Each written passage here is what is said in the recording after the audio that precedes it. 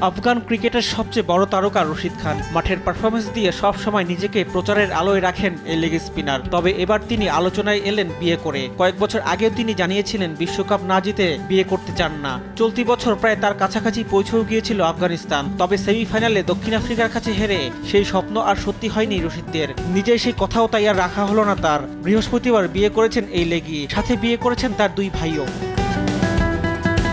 কাবুলের imperial continental হোটেলে রশিদ ও তার তিন ভাই আমির খলিল, জাকিউল্লাহ ও রাজা খান বিয়ের আনুষ্ঠানিকতা সেরেছেন। বিয়ে উপলক্ষে পুরো হোটেলটিতে আলোকসজ্জা করা হয়, দৃষ্টিনন্দন করে সাজানো হয় চারদিক। রশিদ এবং বাকি পাত্রদের দেখা গেছে আফগানিস্তানের ঐতিহ্যবাহী পোশাক পরতে। হোটেলের ভিতরে ও বাইরে ছিল কড়া নিরাপত্তা। একটি ভিডিওতে অস্ত্র হাতে তালেবানদেরকেও দেখা গেছে পাহারা দিতে। গভীর রাত পর্যন্ত চলেছে বিয়ের অনুষ্ঠান। বিয়ের অনুষ্ঠানে উপস্থিত ছিলেন রশিদের সতীর্থ মোহাম্মদ নবী, মুজিবুর রহমান, আজমতুল্লাহ ওমরজাই, নজিবুল্লাহ জাদরান, রহমত শাহ, ফজল হক ফারুকী, আফগানিস্তান ক্রিকেট বোর্ডের চেয়ারম্যান মিরওয়াইজ আশরাফ, বোর্ডের প্রধান নির্বাহী নসিব খান সহ আরও অনেকে। সংবাদ মাধ্যমের খবর অনুযায়ী পশতুন রীতিতে বিয়ে করেছেন রশিদ খান ও তার তিন ভাই।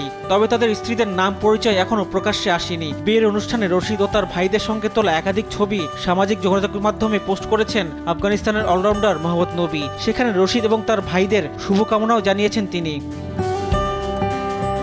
কিছুদিন আগেই বিয়ে করেছেন আরেক আফগান ক্রিকেটার আজমতুল্লাহ ওমরজাই। রশিদ খানের বিয়ের ছবি পোস্ট করে তাকে শুভেচ্ছা জানিয়েছেন এই পেস বোলিং অলরাউন্ডারও। সেখানে তিনি লিখেছেন, বিয়ে করার জন্য জাতীয় দলের চ্যাম্পিয়ন রশিদ খানকে অভিনন্দন। আল্লাহর রহমতে তার সুখী জীবন কামনা করছি।